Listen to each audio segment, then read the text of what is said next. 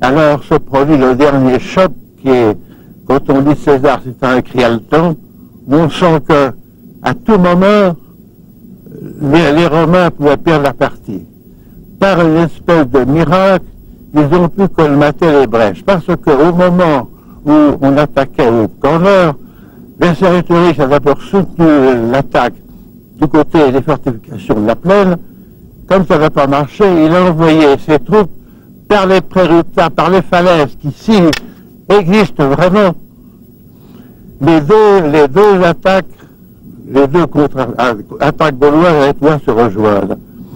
Comment César a-t-il pu colmater successivement l'attaque des préruptats et l'attaque du corner? C'est une sorte de miracle. Il y a peut-être comme un dessein de la Providence.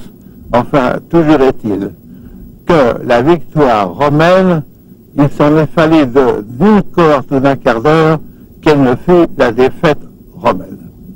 Maintenant, ces deux attaques, la plaine et puis le corner, elles ont été suivies par Vercingétorix, dont on a retrouvé l'emplacement de l'observatoire à la pointe de l'éperon. Il pouvait de là donner des ordres pour la plaine ou pour le corner. Lorsque la défaite est arrivée, Vercingétorix a vu qu'il était, pour ainsi dire, abandonné sur le plan des forces militaires et des forces spirituelles. Quand il a vu que des deux côtés, le sort lui était contraire, alors il s'est résolu à se rendre. Attention, il ne s'est pas rendu comme un simple vaincu se rend à son vainqueur.